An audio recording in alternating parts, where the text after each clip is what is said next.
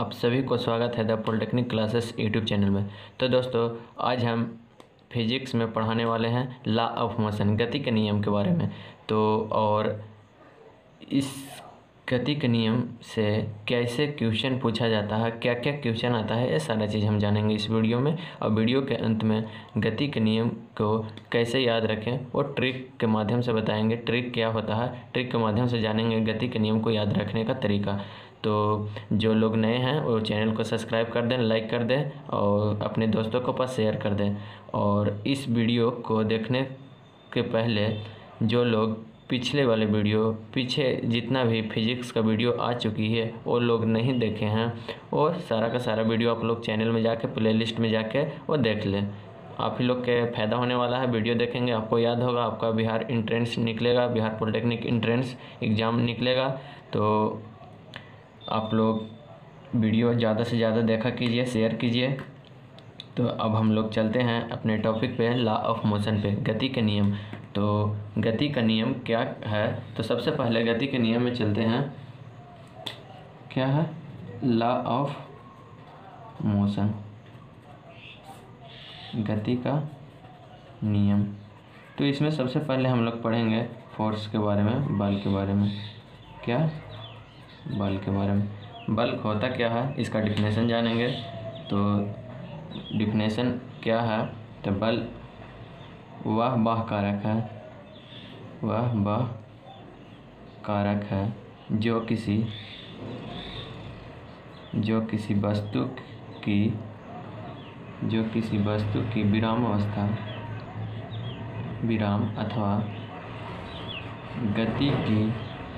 गति की अवस्था में परिवर्तन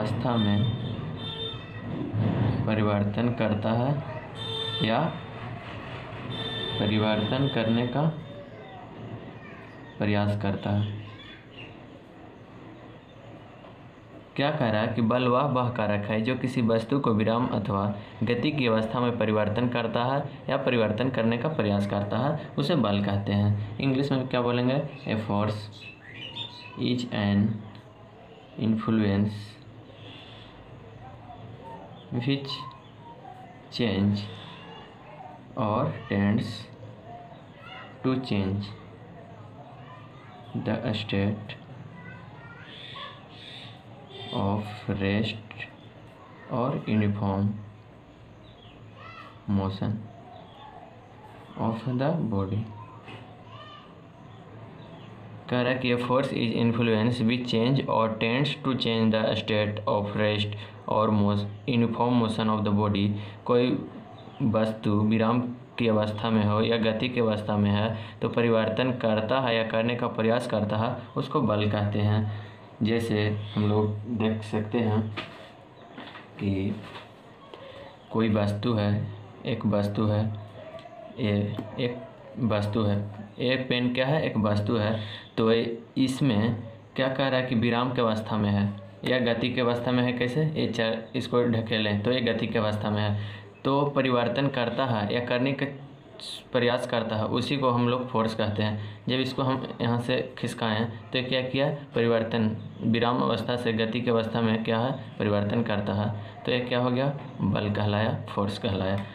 तो बल का ऐसा यूनिट क्या होता है, ऐसा यूनिट या ऐसे मात्रक क्या होता है बल का, न्यूटन होता है। क्या होता है, न्यूटन होता है। और यह एक वेक्टर क्वांटिटी है। क्या है, यह एक सदिश राशि है। फोर्स क्या है, फोर्स एक सदिश राशि है। और फोर्स दो प्रकार के होते हैं। There are two types of force. बल दो प्रकार के होते हैं, बल दो प्रकार के होते हैं। कौन कौन होते हैं, तो पहला है संतुलित और दूसरा असंतुलित। संतुलित बल जिसको हम लोग बोलते हैं बैलेंस फोर्स, और दूसरा क्या है हमारा, असंतुलित बल जिसको हम लोग बोलते हैं अनबैलेंस फोर्स। तो हम लोग देखेंगे कि बैलेंस फोर्स और अनबैलेंस फोर्स किसको बोलते हैं। तो आप लोग फोर्स जान गए कि फोर्स होता क्या है, बल होता क्या है। तो बल वह कारक है जो किसी वस्तु की विराम अवस्था या गति अवस्था में परिवर्तन करता है या करने का सोचता है, उसको क्या बोलते हैं, बल कहते हैं। और बल का ऐसे यूनिट क्या होता है, न्यूटन होता है। और बल क्या है, एक सदिश राशि है, मीन्स वेक्टर क्वांटिटी है। और बल दो प्रकार के होते हैं, पहला संतुलित बल और दूसरा असंतुलित बल, मीन्स बैलेंस फोर्स और अनबैलेंस फोर्स। पहले हम लोग जानेंगे बैलेंस फोर्स के बारे में कि बैलेंस फोर्स होता क्या है। तो फर्स्ट में क्या है, बैलेंस फोर्स, इसको हिंदी में बोलते हैं संतुलित बल। तो संतुलित बल क्या है, देखिए, जब किसी वस्तु पे एक साथ कई बल कार्य कर रहा है तथा उसका परिणामी बल शून्य है तो बलों का संतुलित बल कहलाएगा। जिसे आप लोग एक और डिफिनेशन है कि equal force acting on one object in opposite direction. कह रहा है कि कोई भी एक वस्तु है, इसको इक्वल फोर्स अप्लाइड हो रहा है दोनों ऑब्जेक्ट पे। इधर से 10 न्यूटन का फोर्स अप्लाइड हो रहा है और इधर से 10 न्यूटन का फोर्स अप्लाइड हो रहा है। दोनों साइड क्या हो रहा है, इक्वल फोर्स एक्ट कर रहा है। तो ये क्या हो जाएगा आपका वस्तु, यही वस्तु आपका कहलाएगा क्या, संतुलित बल। क्या, संतुलित मीन्स बैलेंस फोर्स कहलाएगा। क्या कहलाएगा, बैलेंस फोर्स, क्योंकि दोनों तरफ से आपका सेम फोर्स लग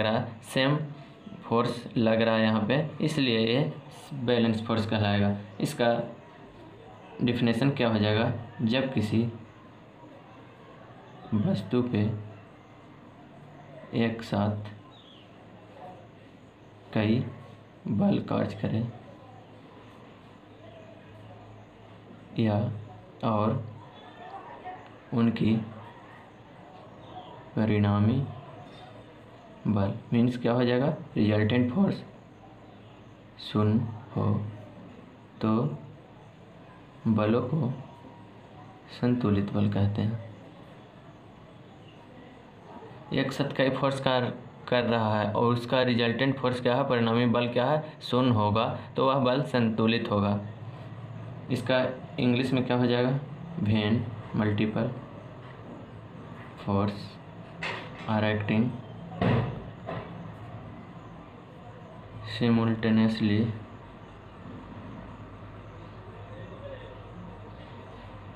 on object and their resultant force is 0। क्या हो जाएगा, रिजल्टेंट फोर्स 0 हो जाएगा। तो the force are called balance force. उसी को हम लोग क्या बोलेंगे, बैलेंस फोर्स बोलेंगे। इसका एक तरीका से और बोल सकते हैं कि equal force acting on an object in opposite direction. कह रहा कि एक ऑब्जेक्ट है, एक वस्तु है, उस पर क्या फोर्स अप्लाइड हो रहा है, क्या अपोजिट डायरेक्शन में दोनों इक्वल फोर्स अप्लाइड कर रहे हैं, तो बल क्या हो जाएगा, बैलेंस फोर्स हो जाएगा, संतुलित फोर्स हो जाएगा, संतुलित बल हो जाएगा। इसमें do not change the object motion. क्या कह रहा है, do not change the object motion, ये वस्तु चेंज नहीं होगा, इसका गति में चेंजिंग नहीं आएगा।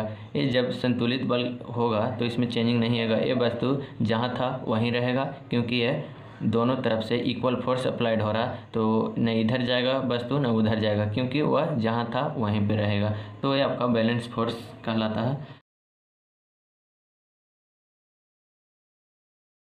अब आते हैं हम लोग सेकंड में, अनबैलेंस फोर्स। क्या होता है,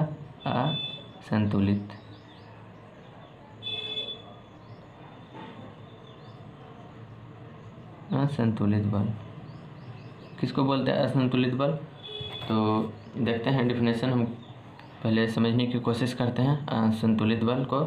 तो यह कह रहा है कि an unbalance force always causes a change in motion. इसमें मोशन में चेंज आएगा, क्योंकि ये कोई ऑब्जेक्ट है, कोई वस्तु है, तो इसमें एक तरफ से ज़्यादा न्यूटन का फोर्स लगता है, एक तरफ से ज़्यादा कम का फोर्स लगता है। मीन्स एक तरफ से 30 न्यूटन का फोर्स लगा रहा है, एक तरफ से 10 न्यूटन का फोर्स लगा रहा है, तो ये 30 न्यूटन वाला 10 न्यूटन की तरफ धक्का दे देगा, मीन्स खिसका देगा। तो खिसक के जब ऑब्जेक्ट मोशन में चल जाएगा, मीन्स एक जगह से दूसरे जगह पे पहुंच जाएगा, तो ये आपका क्या हो गया, अनबैलेंस हो गया। मीन्स वो बैलेंस में फोर्स नहीं है, अनबैलेंस हो गया। तो ये यहाँ पे इसको डिफिनेशन इस तरह से लिखते हैं कि जब वस्तु पे लगे बलों का परिणामी बल शून्य ना हो, क्या हो, शून्य ना हो।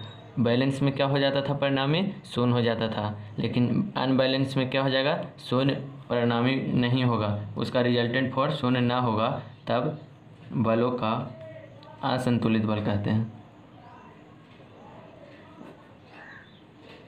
असंतुलित बल कहते हैं। इसको इंग्लिश में किस तरह हम लोग डिफाइन कर सकते हैं वो देखते हैं। अनबैलेंस फोर्स को इंग्लिश में किस तरह डिफाइन कर सकते हैं, तो when the resultant force of the movement on the object is not zero।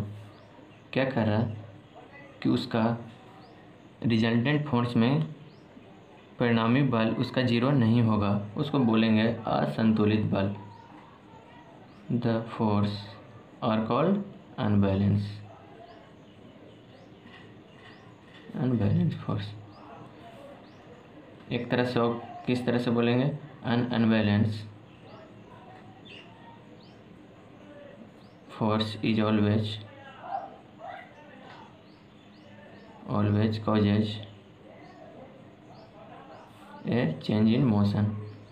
क्या करेगा, उसका हमेशा बॉडी में चेंज आएगा, क्योंकि कोई ऑब्जेक्ट है तो उसमें एक तरफ से 30 न्यूटन का फोर्स लग रहा है, एक तरफ से 10 न्यूटन का फोर्स लग रहा है, तो 30 न्यूटन वाले फोर्स ज़्यादा ताकतवर होगा 10 वाला के अपेक्षा, तो ये मोशन में आ जाएगा वस्तु, मीन्स एक जगह से दूसरे जगह पे चले जाएगा, तो ये बैलेंस फोर्स नहीं रह जाएगा, या क्या रह जाएगा, अनबैलेंस फोर्स हो जाएगा, क्योंकि इसको मूवमेंट में चेंजिंग आ जाएगा और इसका रिजल्टेंट फोर्स जीरो ना होता है, तो यह अनबैलेंस फोर्स कहलाता है।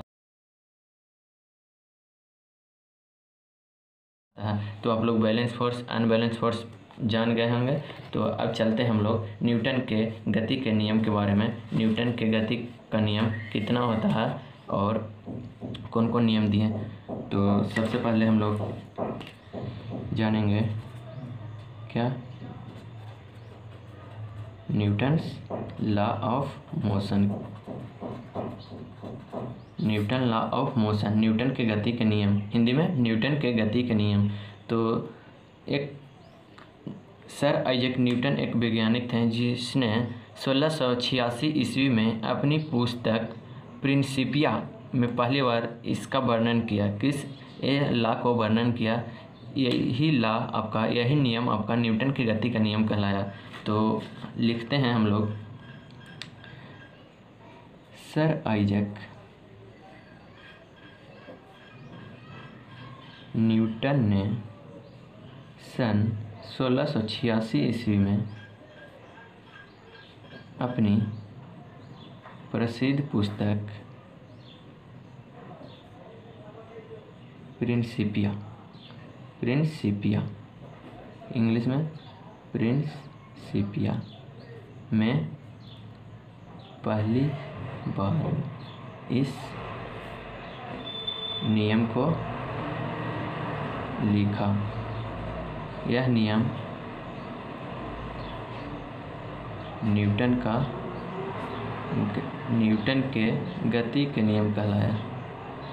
न्यूटन के गति का नियम कहलाया। सबसे पहले अपनी प्रसिद्ध पुस्तक किस में लिखे थे, तो प्रिंसिपिया में लिखे थे। तो आपको एग्ज़ाम में आ सकता है कि न्यूटन ने अपना पहला जो है इस किसके बारे में बताया, कौन सा पुस्तक में बताएं न्यूटन अपना नियम को, गति के नियम को, तो प्रिंसिपिया में बताएं। तो सबसे पहले न्यूटन 3 नियम दिए, फर्स्ट लॉ, दूसरा सेकंड लॉ ऑफ न्यूटन और तीसरा थर्ड लॉ ऑफ न्यूटन।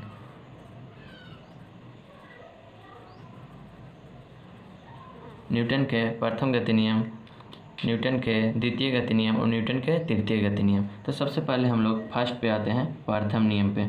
प्रथम नियम न्यूटन के फर्स्ट लॉ, क्या प्रथम नियम। तो प्रथम नियम क्या है कि यदि कोई वस्तु विराम अवस्था में है या समान वेग से गतिमान है और उसका विराम अवस्था या समान गति में अवस्था में परिवर्तन तभी होगा जब उस पर कोई बाहरी बल कार्य करे, मीन्स जब उस पर कोई असंतुलित बल कार्य करता है तभी उसमें चेंजिंग आएगा, वो प्रथम नियम में कहलाया। तो देखते हैं डिफिनेशन। यदि कोई वस्तु, क्या कह रहा है कि यदि कोई वस्तु विराम अवस्था में है या समान वेग से गतिमान है, क्या है, समान वेग से गतिमान है, तो उसकी विराम अवस्था, क्या कह रहा, विराम अवस्था या समान वेग की अवस्था, समान वेग की अवस्था में क्या होता है, परिवर्तन तभी होगा जब उस पे कोई असंतुलित बल कार्य करता है।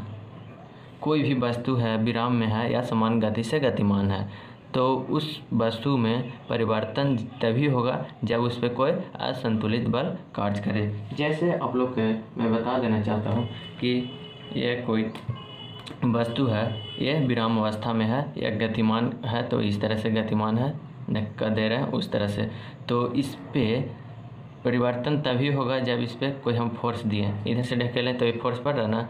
तो प्रथम नियम में यही कहता है कि कोई भी वस्तु है उसमें जब तक कि कोई बाहरी बल कार्य नहीं करे या असंतुलित बल कार्य नहीं करे तब तक वो प्रथम नियम कहलाता है। क्या कहलाता है, यदि कोई वस्तु विराम अवस्था में है या समान वेग से गतिमान है, तो विराम अवस्था और समान अवस्था में परिवर्तन तभी होगा जब इस पर बाहरी बल हम कार्य करेंगे, तभी इसमें चेंजिंग आएगा। तो प्रथम नियम में न्यूटन ने यही कहा कि कोई भी वस्तु पे हम लोग जब तक उस पर कोई बाहरी बल कार्य नहीं करेंगे तब तक उसमें मोशन में नहीं आएगा, मीन्स वस्तु में चेंजिंग नहीं आएगा। तो ये आपका प्रथम नियम कहलाया। इंग्लिश में आप लोग क्या इससे डिफिनेशन दीजिएगा, तो if an object is in a rest or moving at the same velocity, then their rest or the state of the same speed change only when unbalanced force act on it। कह रहा है कि if an object is rest या moving at the same velocity then their rest or the state of the same speed change only when unbalanced force। कह रहा है कि कोई भी वस्तु रेस्ट में है या क्या कर रहा है, रेस्ट में है या गतिमान में है या कोई गतिमान है, तो उस पर कोई बाहरी बल कार्य करेगा तभी वह क्या करेगा, चेंज, उसमें परिवर्तन आएगा। ये आपका फर्स्ट नियम कहलाया। तो फर्स्ट नियम का आप लोग का कुछ उदाहरण है, और आप लोग को उदाहरण इस प्रकार है। तो सबसे पहला, पेड़ की टहनियों को हिलाने से फल टूटकर नीचे गिर जाते हैं। ये आपका फर्स्ट नियम के अनुसार हुआ। रुकी हुई गाड़ी के अचानक चल पड़ने से उसमें बैठे यात्री पीछे की ओर झुक जाते हैं। ये फर्स्ट नियम के अनुसार आपका होता है। थर्ड क्या है, चलते हुई गाड़ी के अचानक रुकने से उसमें यात्री आगे की ओर झुक जाता है। कोई ट्रेन चला या बस चला तो अचानक रुकने से देखते हैं कि आप आगे की ओर झुक जाते हैं, तो ये फर्स्ट नियम के अनुसार होता है। गोली मारने पे कांच में गोल छेद हो जाता है, जबकि पत्थर मारने से वह टुकड़ा टुकड़ा हो जाता है। तो ये चारों एग्जाम्पल आपका उदाहरण आपका फर्स्ट नियम का है, न्यूटन के प्रथम गति नियम का है। तो आप लोग को एग्जाम में उदाहरण से क्वेश्चन आ सकता है। किस तरह से आता है? इस तरह से आता है। देखिए, रुकी हुई गाड़ी के अचानक चल पड़ने से उसमें बैठे यात्री पीछे की ओर झुक जाते हैं। तो ये आपका क्वेश्चन रहेगा और नीचे आपका 4 ऑप्शन रहेगा। न्यूटन के फर्स्ट नियम, प्रथम नियम, द्वितीय नियम, तृतीय नियम, इस तरह से रहेगा। तो आपको गोला करना है न्यूटन के प्रथम नियम। चलते हुए गाड़ी में अचानक रुकने पर उसमें बैठे यात्री आगे की ओर झुक जाते हैं, किस नियम के अनुसार है? तो आपको प्रथम नियम के अनुसार है, उसमें कलर करना होगा। तो इस तरह से आपका एग्जाम में पूछा जाता है। अब आते हैं कि न्यूटन के प्रथम नियम से 2 राशि की परिभाषा मिलती है। कौन कौन मिलता है? क्या कह रहा है कि न्यूटन के प्रथम नियम से 2 राशि की परिभाषा मिलती है। कौन कौन है? फर्स्ट है बल की परिभाषा और दूसरा है जड़त्व की परिभाषा। न्यूटन के प्रथम गति नियम से 2 चीज़ का परिभाषा मिलता है, फर्स्ट बल का और सेकंड जड़त्व का। बल मीन्स फोर्स और जड़त्व को इंग्लिश में क्या बोलते हैं? इनर्शिया का। तो ये न्यूटन के फर्स्ट गति नियम से 2 चीज़ का डिफिनेशन मिलता है, 2 चीज़ का परिभाषा मिलता है, बल और जड़त्व का। इसको न्यूटन के फर्स्ट नियम को जड़त्व का नियम भी कहा जाता है। क्या कह रहा है कि न्यूटन के प्रथम गति नियम को जड़त्व का नियम भी कहा जाता है। क्या कहा जाता है? जड़त्व का नियम। तो आपको एग्जाम में, बिहार पॉलिटेक्निक एंट्रेंस एग्जाम में पूछ सकता है कि न्यूटन का प्रथम नियम को और कौन सी परिभाषा मिलती है? तो आपका बल और जड़त्व हो गया। और ये क्वेश्चन ये पूछा जा सकता है कि जड़त्व का नियम किसे बोलते हैं? तो न्यूटन के प्रथम गति नियम को बोलते हैं। या इस तरह से न्यूटन के प्रथम गति नियम को क्या बोलते हैं? ऑप्शन में रहेगा जड़त्व का नियम। तो आपको जड़त्व के नियम पे टिक आउट करना होगा, कलर करना होगा। तो न्यूटन के प्रथम नियम जान गए हैं। तो आप चलते हैं कि जड़त्व क्या है। जड़त्व मीन्स इनर्शिया।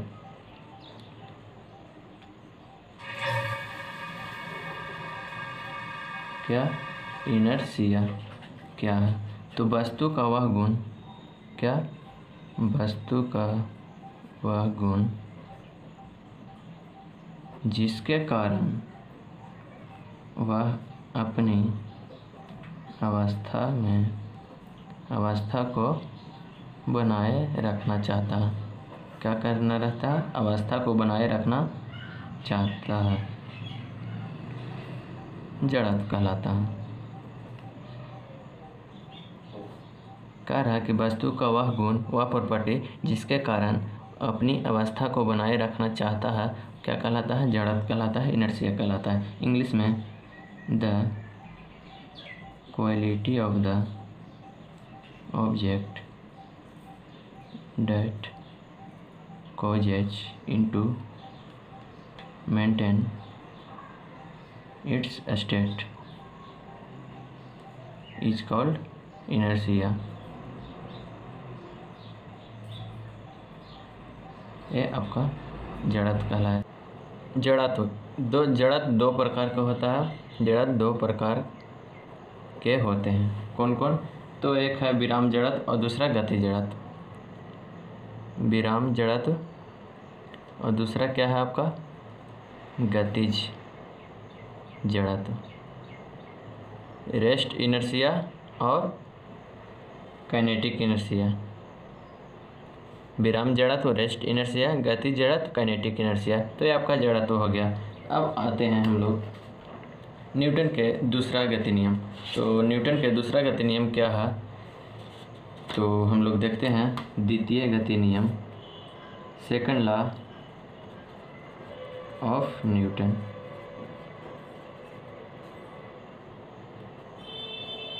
द्वितीय नियम, न्यूटन का द्वितीय नियम है।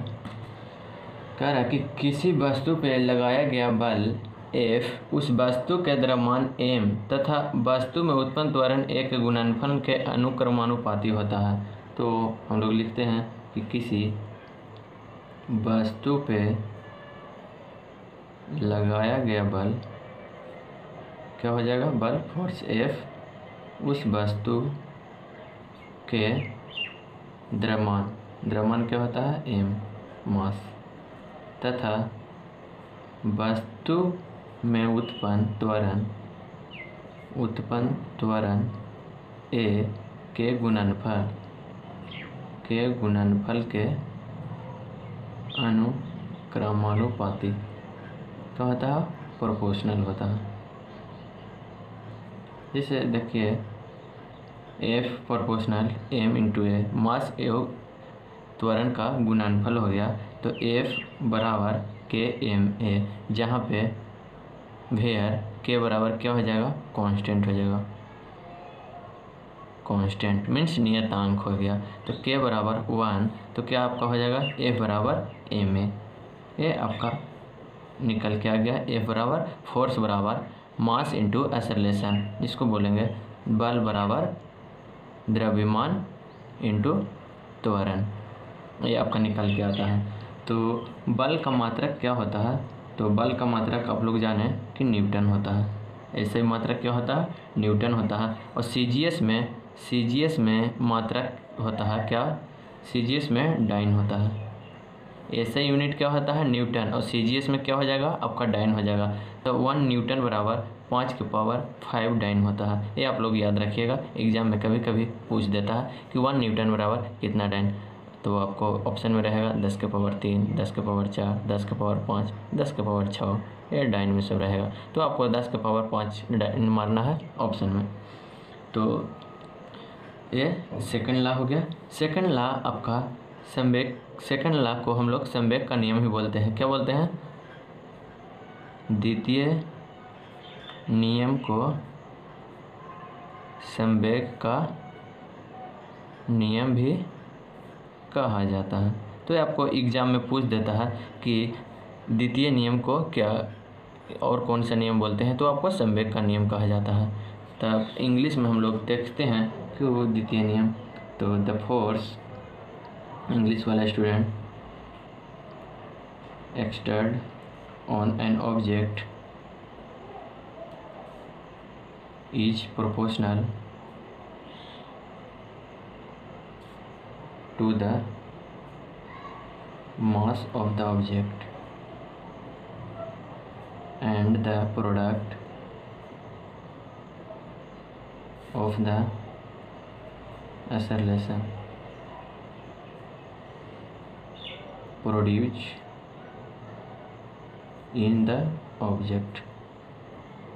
कह रहा है कि the force exerted on an object is proportional to the mass of the object and the product of the acceleration produced in the object. ये कह रहा है कि किसी वस्तु पर लगाया गया बल F फोर्स उस वस्तु के द्रव्यमान, क्या कह रहा है, उस वस्तु के द्रव्यमान में उत्पन्न त्वरण, क्या त्वरण के गुणनफल के अनुक्रमानुपाती होता है, मीन्स प्रोपोर्शनल होता है। उसी को हम लोग द्वितीय नियम बोलते हैं। द्वितीय नियम को क्या बोलते हैं, संवेग का नियम भी कहा जाता है द्वितीय नियम को।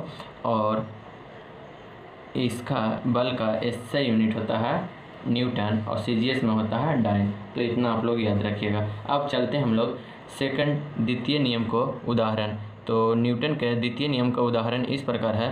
पहला, समान वेग से आती हुई क्रिकेट गेंद एवं टेनिस गेंद में से टेनिस गेंद को कैच करना आसान होता है। कह रहा है कि कोई टेनिस गेंद है और एक क्रिकेट गेंद है, तो टेनिस गेंद को कैच करना सबसे आसान होता है। ये आपका सेकंड नियम के अनुसार होता है। अब दूसरा है, क्रिकेट खिलाड़ी तेज़ी से आते हुए गेंद को कैच करते समय अपने हाथों को गेंद के वेग के दिशा की ओर गतिमान कर लेता है ताकि क्या होता है, चोट कम लगता है। तो आपका सेकंड गति नियम के अनुसार होता है।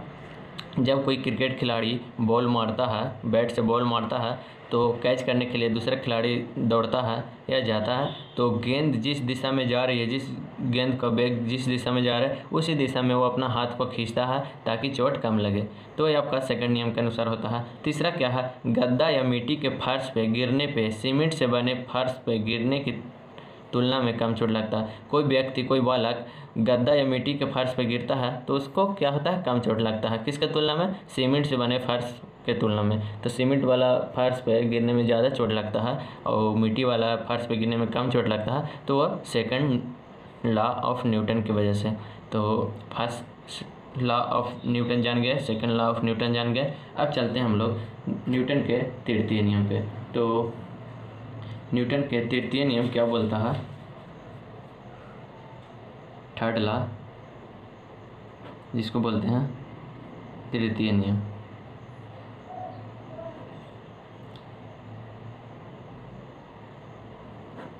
तो न्यूटन का तृतीय नियम है, for every action there is an equal and opposite reaction. कह रहा कि प्रत्येक क्रिया के विपरीत प्रतिक्रिया होती है। क्या होता है, प्रत्येक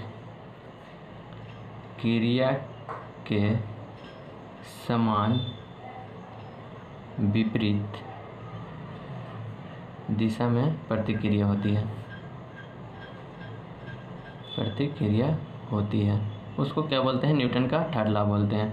तो प्रतिक्रिया, क्रिया और प्रतिक्रिया, कोई भी वस्तु को एग्जाम्पल में आप समझ सकते हैं कि एक दो बालक है, ये फर्स्ट बालक है जो सेकंड को एक झापड़ मारा, एक चाट मारा, और सेकंड वाला भी तुरंत इसको जवाब में एक चाटा मार दिया। तो ये क्रिया के विपरीत तुरंत प्रतिक्रिया मिल जाए तो न्यूटन के थर्ड लॉ कहलाता है, वो न्यूटन के थर्ड नियम से होता है। तो इसका उदाहरण है, सबसे पहला उदाहरण क्या है, उदाहरण रॉकेट का आगे बढ़ना।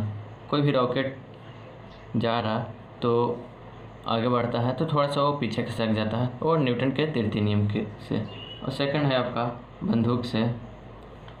बंदूक से गोली छोड़ते समय पीछे की ओर झटका देना। जब बंदूक से गोली छोड़ा जाता है तो थोड़ा सा पीछे की ओर झटका देता है, तो यह क्या कहलाता है, न्यूटन के तृतीय नियम।